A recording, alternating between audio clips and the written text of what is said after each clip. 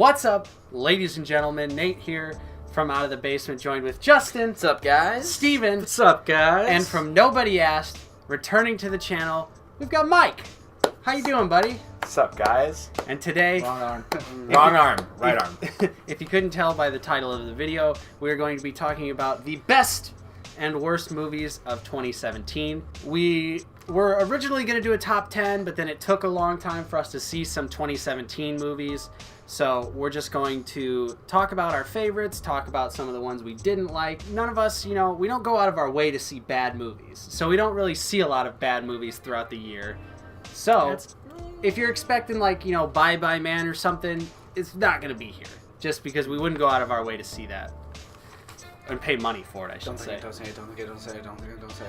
All of the movies that we're going to list, we either all have seen or, there's a majority of us that enjoy the films that we will be talking about. For sure. So, without further ado, let's talk about some of our favorite movies of the year. Justin, do you want to start us off with one of your favorite movies of 2017? Sure. I guess I'll start off with the sci-fi action adventure war film, ?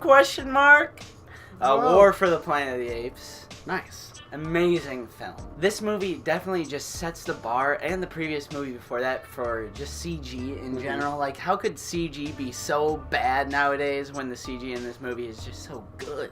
It's really amazing the way, there's the scenes when it's raining or snowing, and just the way that the rain and snow hits the fur of the CGI apes just looks so incredible. Andy Serkis delivers yet another fantastic performance. Get this man an Oscar. I personally prefer Dawn over War, but I still loved War.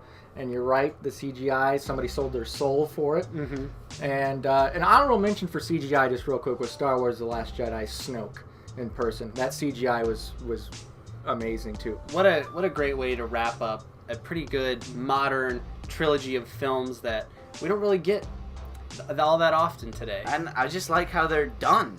As far as I know, they're done. Just make your trilogy and stop. It's okay. And that is such a respectful way to end. And that franchise, the Planet of the Apes, is such an easy franchise for Hollywood to just turn to complete trash, because we've seen it be turned into complete trash in the late 90s, early 2000s. I can't remember exactly what year. Early 2000s.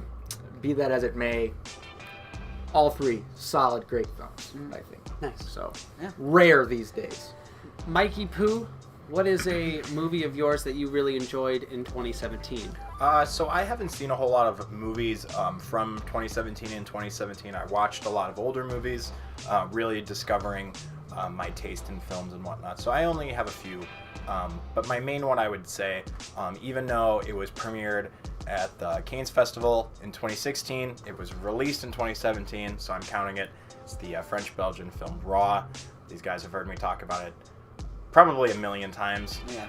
Nate gave me a link the other day to a nice region-free Blu-ray, so I bought that, and I sold my DVD copy to a used video store. But yeah, it's a great film. I mean, I loved this kind of absurdist, coming-of-age story and relating, this cannibalism to, growing up and breaking out of one's shell and all this, crazy stuff. Very great performances and visuals all around.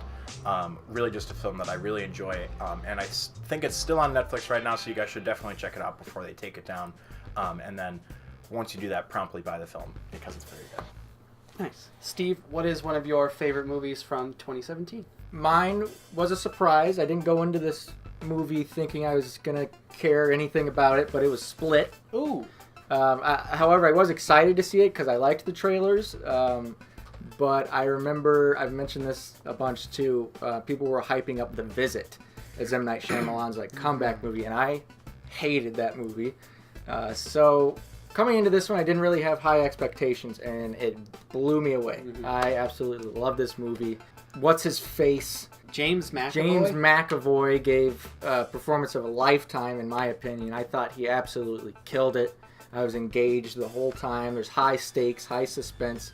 And the actress from The Witch, the actress that played Thomason from The Witch, is the main protagonist in this film. And I thought she did an excellent job as well. And I think she's got a lot of potential to be a great actress. And why this ranks as one of my favorites of the year is because of the surprise factor. It was just wow. Like, I didn't think this movie... I thought it'd probably be okay, but I didn't expect it to be this good and for me to like it as much as I did. Yeah, I definitely agree with you. I skipped the visit because you said it was so bad. Didn't end up going to see that, but I agree with you. I share the exact same feelings with you as Split.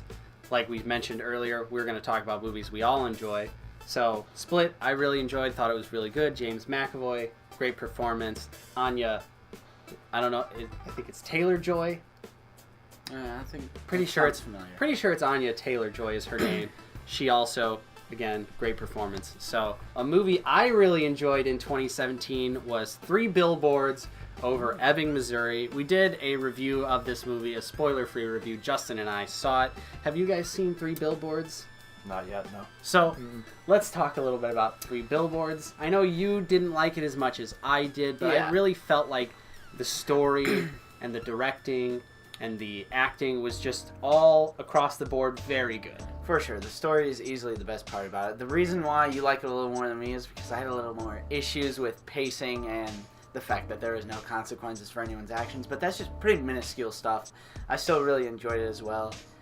Sam Rockwell, secret banger performance. Yeah, plays an absolute dirtbag, racist character, complete piece of garbage, but at the end of the movie, you're kind of like... Because, I mean, he has an arc. As much as the movie is about the mother whose daughter was killed, it's also about Sam Rockwell going from being a super racist asshole to maybe not as much of a super racist asshole. Highly enjoyable film, though. I'd recommend it to both of you. Justin, what is your next pick for the best of 2017? Well, this next film is actually my second favorite film of 2017. And it's no surprise that it's a Ryan Gosling film, because I love me some Ryan, and that would be Blade Runner 2049. Every 5 years, we just get what I would call, like, such a grand adventure of a sci-fi film that's not, like, in outer space. For whatever reason, I always think of Pitch Black when I think of, like, just a really good sci-fi movie that stands on its own. This one stands on its own as well. I would say you don't even need to see Blade Runner, which obviously you should, but I think it's just a very good thing that this stands completely on its own, and I will confirm it's better than Blade Runner. You heard it here, folks. Mike, what's another one of your favorites of 2017? So unlike Justin, who's going in ascending order, I'm going in descending. Were always my favorite. My second favorite of the year was Lady Bird. This is getting a bunch of attention right now at the Oscars, and I think it's rightfully deserved. The writing in this is incredible. The characters are just really, really well done and really genuine, and you really start to, feel for them and really understand them as the film goes along. When Nate and I saw this, we both agreed that the cinematography wasn't anything to write home about. Pretty safe. It was very safe, but I think the writing alone and the character development alone really propels this movie to my number 2 spot. And I'm really very happy to see Greta Gerwig getting the attention that she deserves, because not only is she a great writer, but now we're seeing that she's a great director. I would agree with you. However, I do feel like there were certain plot points. I know we've talked about it at length.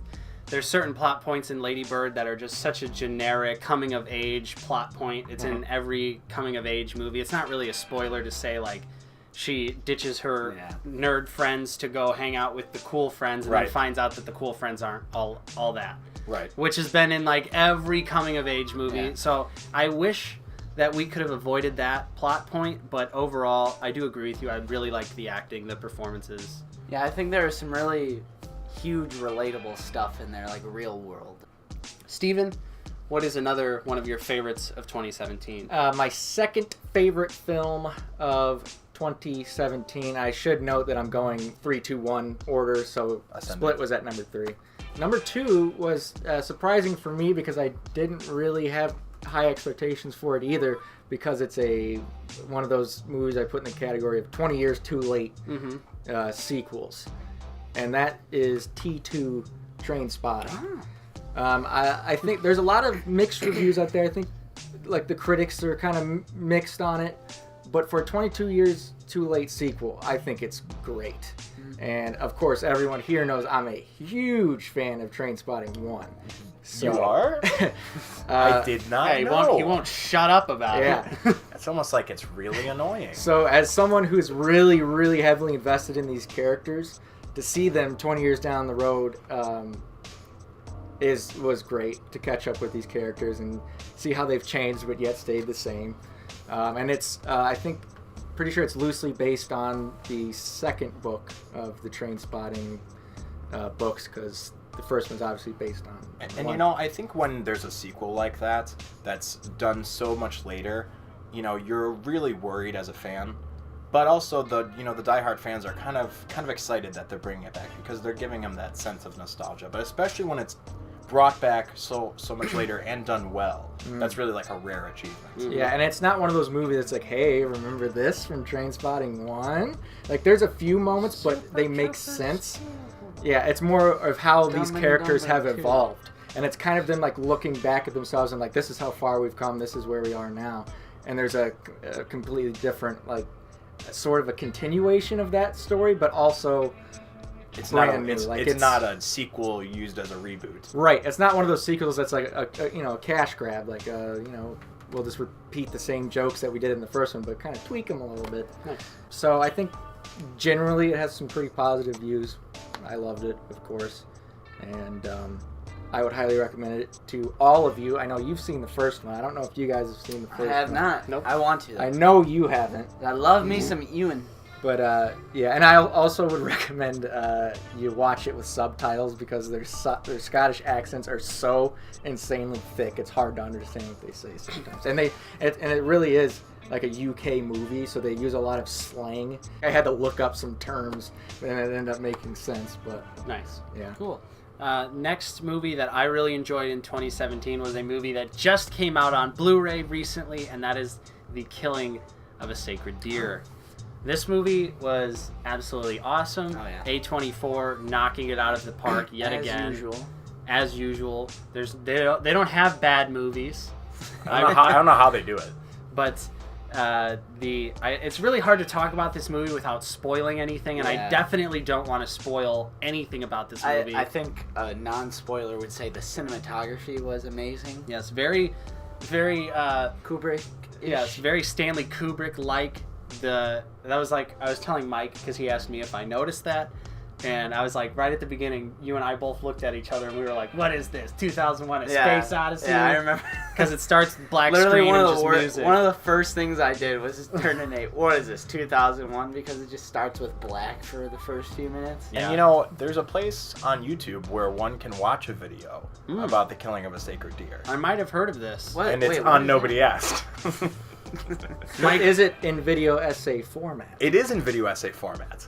And really, like they said, you know, this is a brilliant movie that I think really requires some discussion. Yeah, so unsettling. Very unsettling. I almost wanted to call it, I called it in my title, kind of a modern Cape Fear where we're given a single person who's really kind of screwing with this family. But yeah, what an unsettling movie. Yeah. And just, God, from start to finish, you're uncomfortable. So, Justin, what is your next favorite movie of 2017? Speaking of suspense done perfectly, my favorite movie of 2017 is Nate's favorite movie of 2017, and that is It Comes at Night. But Justin, Game at Night.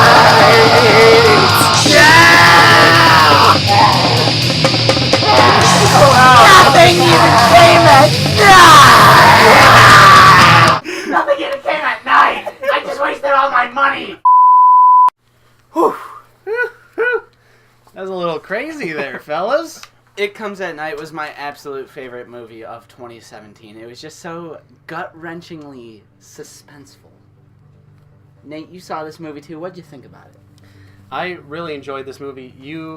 I didn't get to see it in theaters like you, unfortunately. I don't know what happened, but when we finally got to watch it, I was so tense the entire time. Just absolutely, just couldn't even move. I was paralyzed with how the movie was playing out. Our boy Joel. Joel killing it. Joel Edgerton, great actor.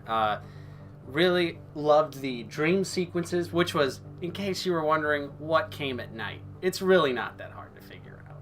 And you know, it's another A24 film. Yeah, Yeah. of course. Your Just killing fear. Your paranoia. That Paranoia. that A24 stamp The just makes it all great. the way the aspect ratio changes throughout the movie to symbolize That his Real- nightmare is becoming reality. Very- Like, oof. very clever filmmaking, very interesting filmmaking. Really wanted Great me. soundtrack. Yeah, great soundtrack. Really makes me want to check out the director's first movie, which is on Amazon Prime Video. It's called Krisha, if you wanted to check that out. But yeah, what can really? It's so hard to like explain. I just why- It's a real downer. Yeah. It goes from bad to worse. Things are already bad Yeah. at Yeah. the beginning. yeah. Looking real bad as far as humanity goes. Like, it sets you up in the situation. You're like, oh shit, well, how worse can this get, honestly? I just like how Bull! there's no explanation for the disease or what type of apocalypse it really is. they really assume a lot of exposition. They just kind of think And there's nothing wrong with they don't that. they don't treat the audience like we're babies. Like, here, let me hold your hand and follow and bring you through these plot points. It's not and this like one of those exposition. big Hollywood movies where it's like, all right, we're in the lab. What is this? Well, you see, it's a blah blah blah chromosome that has morphed into a blah, blah, blah. Now it's sweeping the world. And it's this- not like And this of course threatened us in the last movie that we were doing together. And I really like the fact that because the movie is not about the disease, it's not about the virus, it's just to paint the picture in your mind of the surrounding world. Yeah. Just, hey, there's a virus going around that's killing a bunch of people. That's it. That's all you need to know. Sick drone shots are in the film. Fantastic drone shots that were easily some of the best drone shots I've ever seen in a feature film. Very good use of a drone. So, Mike, what was your another favorite of 2017 for you? All right, so my third favorite movie of the year was Good Time, a movie that I know Justin's seen. Nate, you saw it, right? Yeah, too? he and I watched it together. Steven, I think, has yet to see it. Really good movie, very interesting to look at, very visually pleasing. A great kind of play on Of Mice and Men. I saw a really brilliant article for sure. called Of Vice and Men that I think was a very astute and very well put together. The acting in this is great. Robert Pattinson. I mean, this is someone who I know nothing about other than the Twilight movies that he hates, and he just delivered a great performance. The one of the directors, who is also in the movie, plays a really, really good portrayal of somebody with brain problems, and really just does it well enough to where you're not even sure if this person has them or not. Yeah. It was a great performance. Really just great performances all around. Really cool music, very Nicholas Winding Refn-esque cinematography and music with kind of this very old school type of synth thing. And anytime there's old school synth music thrown in a movie, I'm automatically in. I was gonna say, what a chaotic story. Yeah, it's just complete chaos. Everything goes wrong. He doesn't really have a good time. What I really like about this film is that it's all done in real time. The movie takes place over about a day and a half, and it keeps you along through that the whole time. And this really starts to feel like debilitating for the characters, because this is an all-day thing that they're going through, and it's just getting way out of hand. Reminding me of another great film called Victoria. That's another real-time film that takes place in a day. And I really like it when directors do that, because I feel like it's challenging. I really liked in Robert Pattinson's performance specifically because he is not a good person. He is not a good character in the movie. No redemption at all. Definitely starts doing some really questionable things with that girl Underage character. girl, yeah. So you're like, whoo, this guy is a piece of garbage. But he's just everything that's unfolding around him is just so interesting. It just pulls you in. And he's such a great actor that it's fine watching him be deplorable the whole time. Steve, what is your next favorite movie of 2017? Number one favorite movie of the year, a repeating theme of me not really having any expectations for it because it was an original movie, and I, who knows, always a toss-up. And that was Baby Driver. That was my number one film of the year. Kind of came out of nowhere for me, at least. And it just blew me away. Everything about that movie is really great. The only complaint I have is the third act kind of drags a little bit at the end. It's like, when is it going to end? Where is it going to end? Because there's multiple points where it could have ended. But be that as it may, I think overall this movie was extremely original. I know you guys said it has a lot of parallels to Drive. Again, I haven't seen Drive. Sorry. I mean, Drive itself is not like a super original movie either. It's just more so about the execution. What do you And mean? like I agree with you. Baby Driver, to me, it's probably the best editing of a movie this year. The use of music, the way it's just edited to fit the music. Yeah. I actually, now that you bring that up, I guess my second nitpick of that movie would be is that the whole gimmick with the music flowing along with the scenes and stuff is completely abandoned in the third act at some point. It just doesn't happen anymore. Yeah, I think you're right. But I kind of understand, but at the same time, I wish they would have kept with that theme. But nonetheless, it's the #1 movie of the year for me. Nice. Very nice. I wish I could have put Star Wars The Last Jedi in that spot, but I just don't feel that way. Oh. So for me, my last, because we only did 3 movies apiece just for the sake of length of the video, my last favorite movie of 2017, I just saw it literally last night, and that is The Shape of Water. Me too. I just saw it last night too. From Guillermo del Toro. Justin saw it, and then I saw it a little bit later in the night, and But wait, water doesn't take shapes. yes, but there is a reason. The reason the movie is called Shape of Water is what honestly made me cry at the end of the movie. It was the last little bit of dialogue and the words that were spoken really Cries at movies. really touched me. What an interesting story. Yeah. It wasn't a. I haven't seen any other Well, you've Guillermo seen del Pacific Toro. Rim. He directed Pacific Rim? Yeah. Hellboy? Wow. Never seen that. So you were kind of telling me that there's going to be prepared for a lot of fantasy elements, and I didn't really get that. I thought it was pretty normal. There was one super unrealistic thing that was Yeah. in there, but I was like, I forget it. It would definitely, in terms of Guillermo del Toro movies, admittedly, I am a Guillermo del Toro fanboy. I would say that, yeah, The Shape of Water is easily one of his most reserved movies in terms of fantasy, and it's literally a movie about a woman who comes to admire a fish man. It's very, very similar to Creature from the Black Lagoon. You can tell that Guillermo del Toro pulled a lot of influence from that. The Shape of Water and the third Creature from the Black Lagoon movie really had a lot of similar ideas with creatures being captured and experimented on, and I kind of got a King Kong vibe from this movie, honestly. Maybe Just- even a Swamp Thing parallel. I kind of got a Lizard from the Amazing Spider-Man 1 vibe, honestly. no, it's not like that. I know. It was not like that at all. But I loved that there was sign language throughout the whole film. I feel like this is not a mainstream movie, but I feel like there's not a lot of movies nowadays that feature sign language. The main character is mute. She's played by Sally Hawkins. She did a wonderful job. Mm-hmm. I really also enjoyed Doug Jones as Amphibian Man. Of course, he's master creature performer. Played Abe in Hellboy. He's also the Bye Bye Man. But he's just really good at playing creatures, and you could definitely see Doug Jones's movements if you're familiar with him. You know what he's like when he's behind the suit, and you can definitely tell it's him into the movie. And I really appreciate that about an actor who can literally be head to toe in makeup and a costume, and you know it's him. So the creature was a practical effect. The creature was almost, I would probably say, judging by the movie itself, maybe 95% practical. I feel like the only times he was really CG was when he was in the tank. Mm-hmm. But, and obviously the eyes and some of the when he lights up and stuff. Yeah. Obviously. But yeah, there was a suit, and the suit looked incredible. Easily one of the best movies of the year. Mm-hmm. It's not my favorite. Like we said, It Comes at Night was our favorite, me and Justin's favorite movie of 2017. But Shape of Water, I knew I was going to love it, watched it, loved it. Can't wait to see it again. Can't wait to buy it on Blu-ray. So now let's talk a little bit about some honorable mentions, Justin. I know we really had one big honorable mention we wanted to... Yeah, we definitely have one big, collective honorable mention. And that, of course, is Logan, which is a fantastic superhero movie. Easily the best superhero movie of 2017.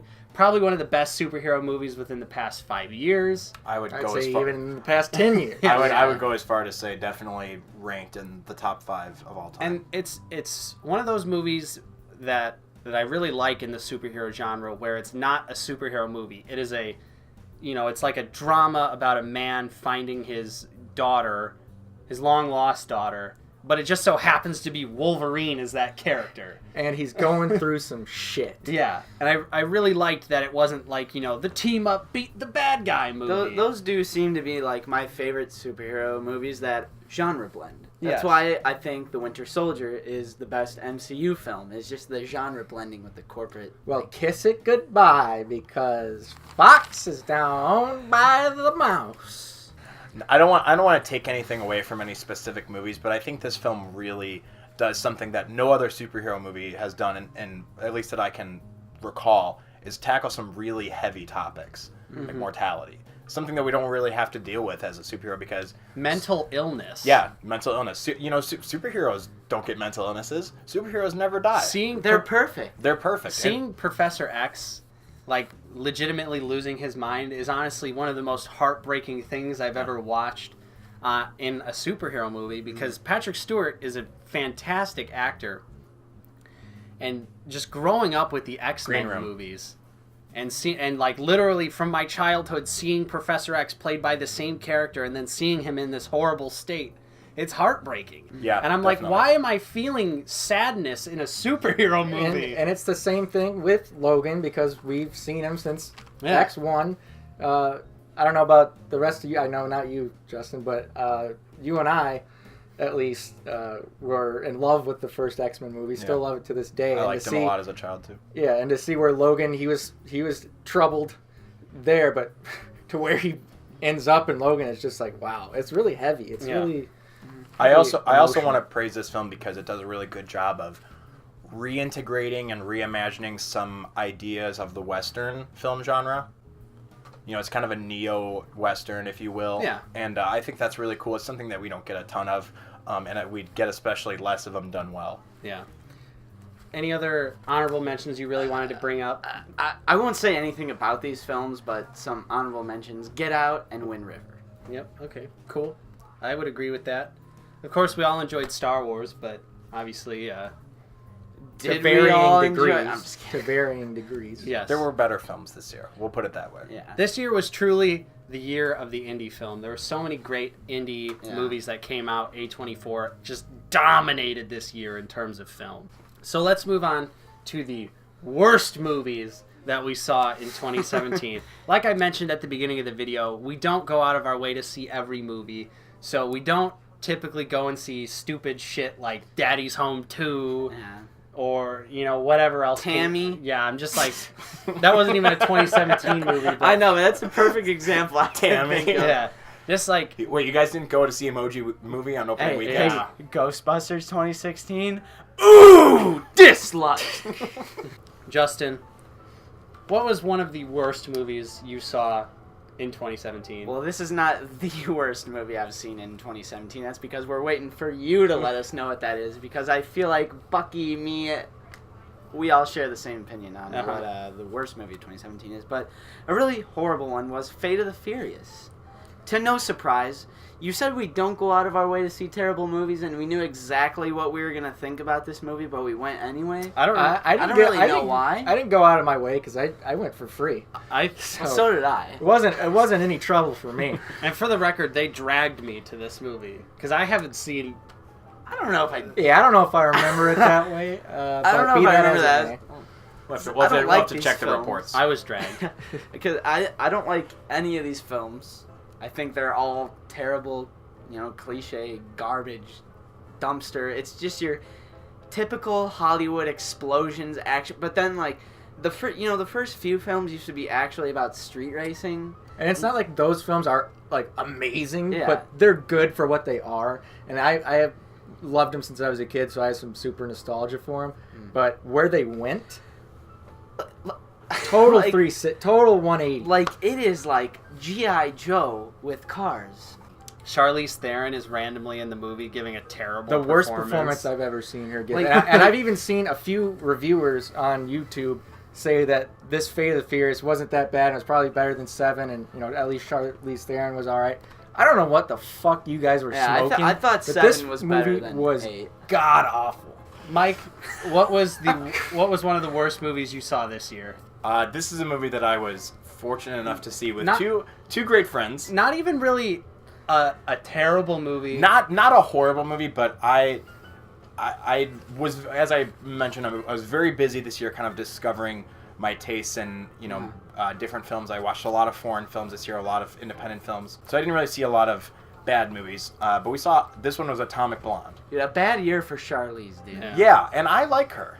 Yeah. I think she has. She's a perfectly capable actress. She has good moments on film, and she is, like Bucky said, she's a capable actress. But just, I think she was really just not good in this movie, and I think the screenplay was not very good. Your typical spy movie. There was way too many twists. I think the pacing of it was terrible because it would go from these incredibly well shot action sequences. The action sequences were very good. Yeah. I thought they were very well done, but it would go from that to painstakingly boring dialogue, and just one after another. It was just the end of the movie also features like a quadruple cross. Yeah, it's just obnoxious. And I don't even remember, it's just honestly. completely stupid. Steve, what about you? This was easily the second worst movie that I saw this year.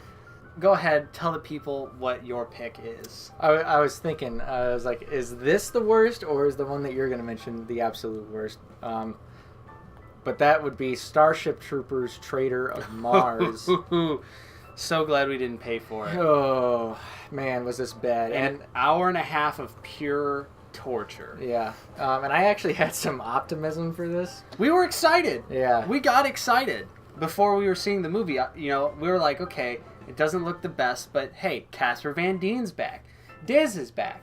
They got the original voice cast from the live action movie. So let's give it a shot. And turns out it was crap. You guys reviewed this film, didn't you? And you know what really sucks about it is that it's animated. So with an animated thing, you can do anything you want. It should have been a lot grander. This movie was so small scale, in my opinion. Yeah. Which the live action, at least the first one, I haven't seen the other live actions, but at least the first one was huge. Like it was at least it made you think it was this large scale movie that's taking place on this planet, that planet. There's a ton of soldiers, very big.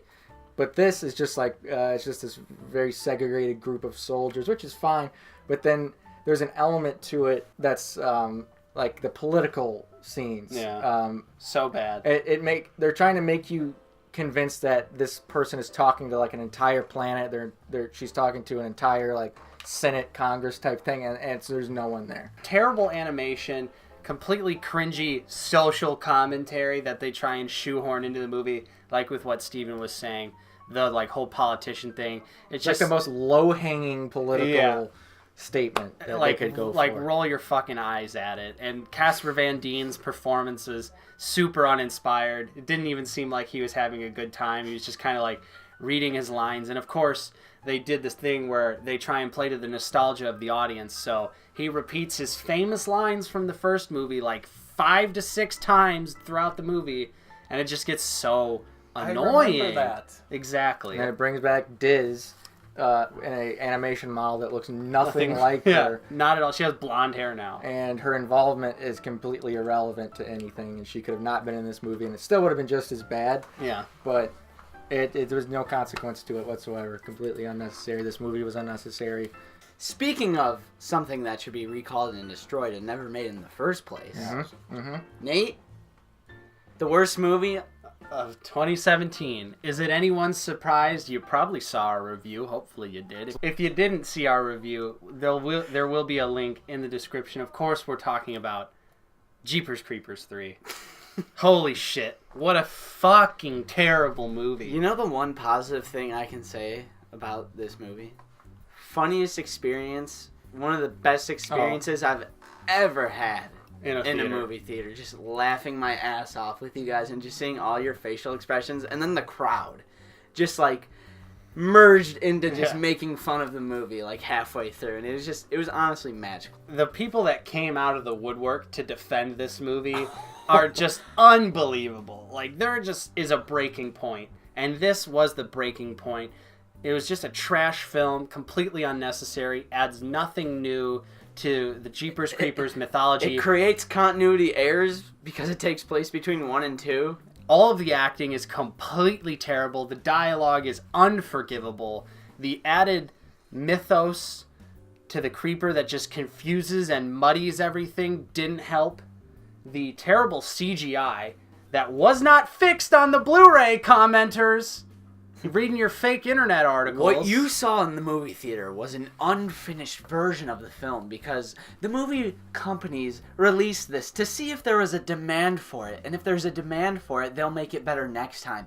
Because you have to release a piece of shit before you make it good? Is that what you're trying to say? The Creeper also has powers that he doesn't have in the second movie, but he has in the third movie. But the third movie takes place in between. He lost them. He just loses them. So, that was our best and worst of 2017. We'd love to hear from you guys in the comments down below of this video. What were some of your favorite movies of 2017? What were some of your least favorite movies of 2017? And why? Yes. Yeah, and why? We'd love to hear from you. Of course, I'm Nate. I've been joined with Justin. See you guys later. Steven. Yeah. We got Mike from Nobody Asked.